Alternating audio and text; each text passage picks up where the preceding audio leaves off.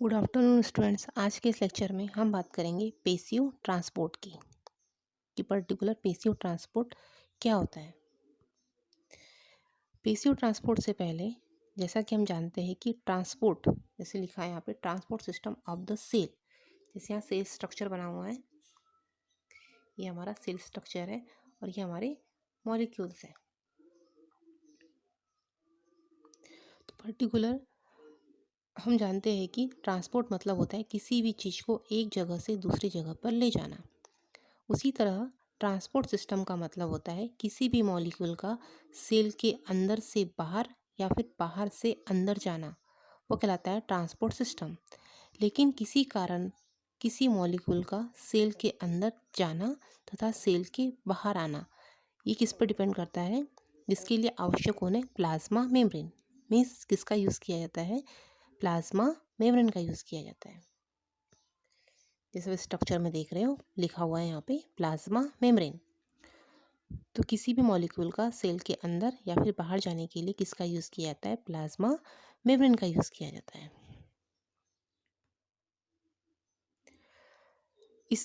इसीलिए transport system को समझने के लिए हमें प्लाज्मा मेम्ब्रेन के स्ट्रक्चर को समझना आवश्यक होता है। जैसे वे स्ट्रक्चर में देख रहे हो प्लाज्मा मेम्ब्रेन का स्ट्रक्चर बना हुआ है। प्लाज्मा मेम्ब्रेन सेल की आउटर कवरिंग होती है, मतलब इसे सेल की आउटर कवरिंग कहा जाता है पर्टिकुलर प्लाज्मा मेम्ब्रेन को।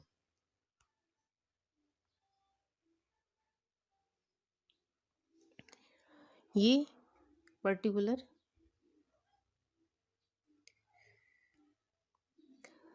लिपिड व प्रोटीन से मिलकर बनी हुई होती है।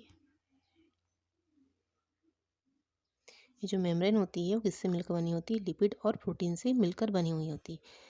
प्लाज्मा मेम्ब्रेन के स्ट्रक्चर में छोटे छोटे पोर्स व स्पेलाइज्ड प्रोटीन भी होते हैं।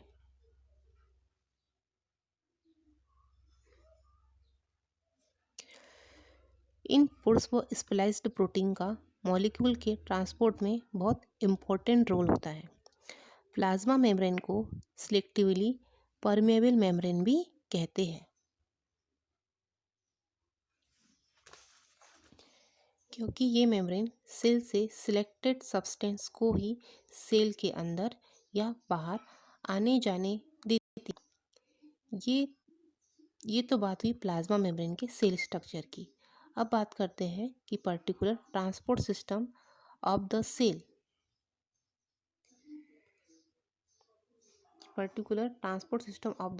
जिसके अंतर्गत हम बात करते हैं transport across plasma membrane occur in two ways. इसे दो इसमें डिवाइड किया गया है। जो फर्स्ट है वो है पैसिव ट्रांसपोर्ट एंड जो नेक्स्ट है वो है हमारा एक्टिव ट्रांसपोर्ट, जिसमें हम फर्स्टली बात करेंगे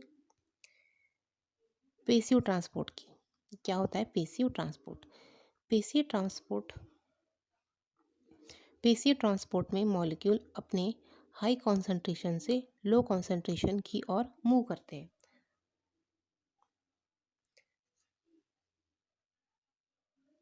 इनका जो मूवमेंट होता है मॉलिक्यूल्स का हाई कॉन्सेंट्रेशन से लो कॉन्सेंट्रेशन की ओर मूव करते हैं।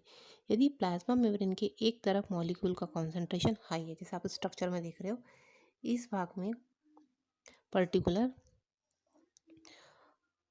मॉलिक्यूल का कॉन्सेंट्रेशन कैसा है, हाई है। उसी तरह उन्हीं मॉलिक्यूल का कॉन्सेंट्रेशन दूसरी तरफ कैसा रहेगा, कम रहेगा, मतलब इस साइड। जैसे स्ट्रक्चर में देख रहे हो, एक साइड जो मॉलिक्यूल का कॉन्सेंट्रेशन कैसा है,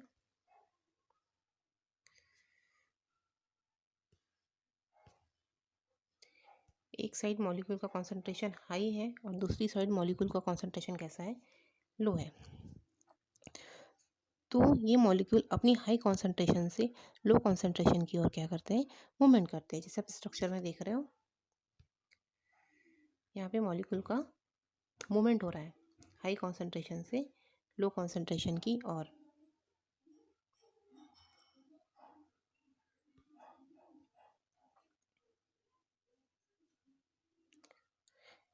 इसे ही पर्टिकुलर क्या कहा जाता है, पैसिव ट्रांसपोर्ट कहते हैं। और इस तरह के ट्रांसपोर्ट के लिए मॉलिक्यूल को एनर्जी की रिक्वायरमेंट नहीं होती।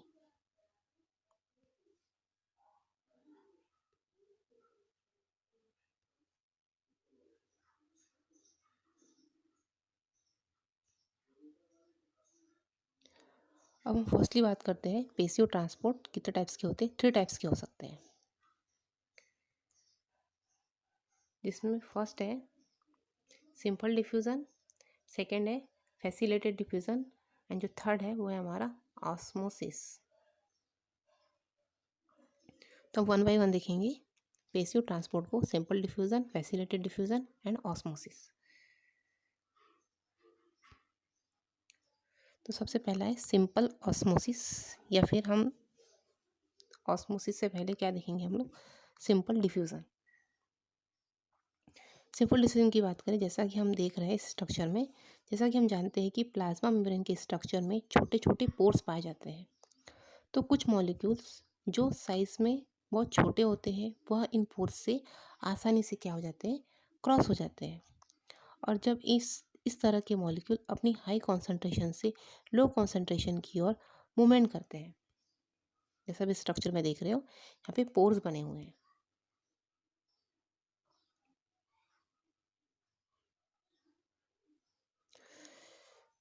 तो आसानी से जो मॉलिक्यूल्स होते हैं वो हाई कॉन्सेंट्रेशन से लो कॉन्सेंट्रेशन की ओर क्या करते हैं, मूवमेंट करते हैं। तो इस प्रोसेस को क्या कहते हैं, सिंपल डिफ्यूजन कहते हैं।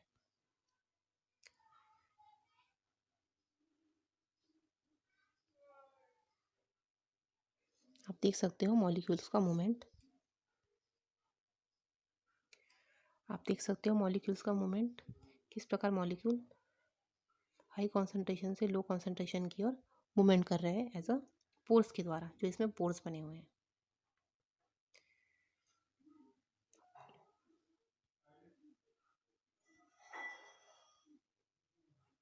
इस प्रकार सिंपल डिफ्यूजन में मॉलिक्यूल्स हाई कॉन्सेंट्रेशन से लो कॉन्सेंट्रेशन की ओर क्या करते हैं, मूवमेंट करते हैं। और सिंपल डिफ्यूजन में ऑक्सीजन, कार्बन डाइऑक्साइड व फैटी एसिड का ट्रांसपोर्टेशन भी होता है।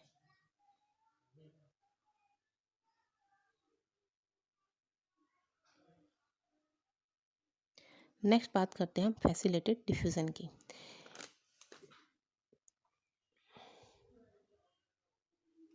फैसिलिटेड डिफ्यूज़न इस प्रकार का डिफ्यूज़न है जिसमें कुछ मॉलिक्यूल्स, जैसे स्ट्रक्चर में आप देख रहे हो ग्लूकोज एंड अमीनो एसिड,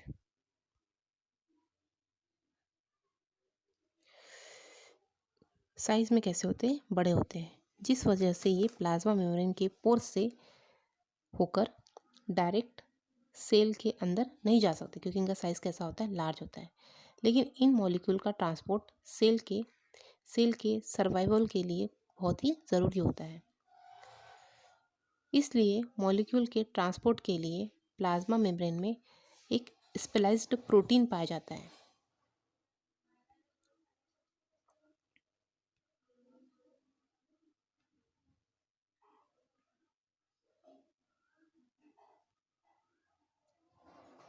एक स्पेशलाइज्ड प्रोटीन पाया जाता है जिसे क्या कहते हैं, कैरियर प्रोटीन कहते हैं।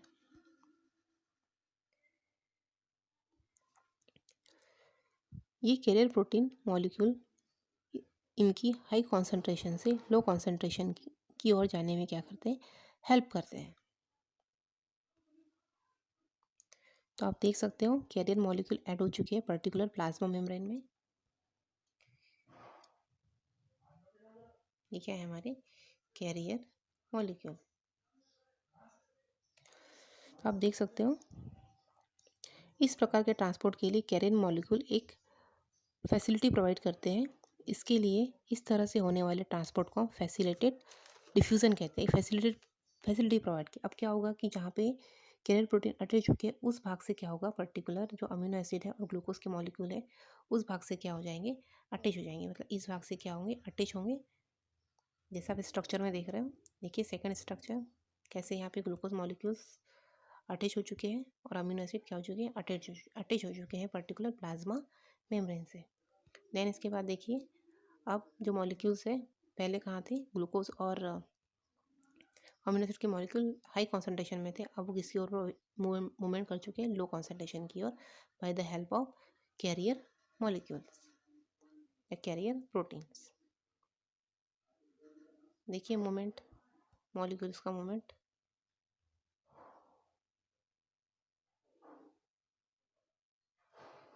ये हमारे कैरियर प्रोटीन जिसके थ्रू मूवमेंट हो रहा है अमीनो एसिड का और ग्लूकोज का। इस प्रकार जो फैसिलिटेटेड डिफ्यूज़न है, इसमें क्या होता है कि जो कैरियर मॉलिक्यूल एक फैसिलिटी प्रोवाइड करते हैं और इस तरह से होने वाले ट्रांसपोर्ट को फैसिलिटेटेड डिफ्यूज़न कहते हैं। नेक्स्ट बात करते हैं ऑस्मोसिस की। सिंपल वर्ड में देखें तो वाटर के डिफ्यूज़न को ही क्या कहते हैं, ऑस्मोसिस कहते हैं।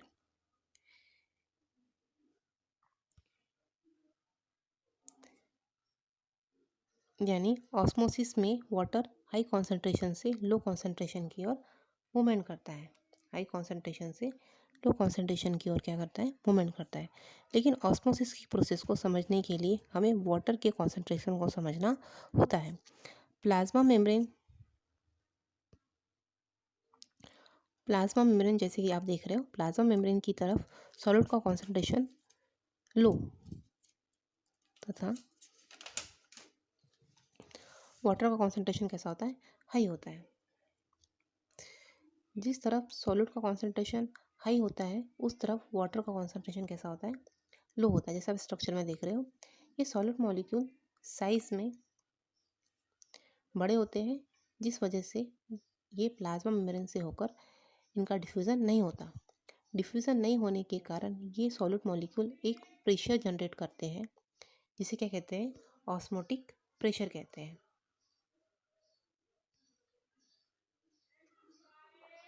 देखिए आप देख रहे हो स्ट्रक्चर में, यहाँ मॉलिक्यूल का साइज़ कैसा है, काफ़ी लार्ज है। यहाँ पे मूवमेंट कैसा हो रहा है, high concentration to low concentration, low concentration to high concentration. तो आप जैसे कि स्ट्रक्चर में देख रहे हो कि यहाँ पे कि डिफ्यूज़न नहीं होने के कारण ये सॉलिड मॉलिक्यूल क्या करते हैं, एक प्रेशर जनरेट करते हैं। इसे क्या कहते हैं, ऑस्मोटिक प्रेशर। देख सकते हो आप मॉलिक्यूल के चारों ओर एक प्रेशर उत्पन्न हो रहा है जिसे क्या कहते हैं, ऑस्मोटिक प्रेशर कहते हैं। इस प्रेशर की वजह से ही सॉलिड मॉलिक्यूल वाटर मॉलिक्यूल को अपनी तरफ अट्रैक्ट करने लगते हैं और प्लाज्मा मेम्ब्रेन के लिए एक सॉलिड का कॉन्सेंट्रेशन कैसा हो जाता है, ज़्यादा हो जाता है। इस तरह जनरेट होने वाला ऑस्मोटिक प्रेशर भी कैसा होने लगता है, ज़्यादा होने लगता है और इस वजह से वाटर सॉलिड को लो कॉन्सेंट्रेशन से सॉलिड की हाई कॉन्सेंट्रेशन की ओर मूवमेंट करने लगता है। लो कॉन्सेंट्रेशन से मूवमेंट कहाँ पे होने लगता है, हाई कॉन्सेंट्रेशन की ओर मूवमेंट करने लगता है। जैसे हाई कॉन्सेंट्रेशन है, लो कॉन्सेंट्रेशन, तो मॉलिक्यूल का कॉन्सेंट्रेशन हाई कॉन्सेंट्रेशन से लो कॉन्सेंट्रेशन की ओर क्या करने लगते हैं, मॉलिक्यूल्स मूवमेंट करने लगते हैं। दूसरे वर्ड में क्या है, तो वाटर अपनी हाई कॉन्सेंट्रेशन से अपनी लो कॉन्सेंट्रेशन की ओर मूवमेंट करने लगता है। इसे ही कहते हैं ऑस्मोसिस।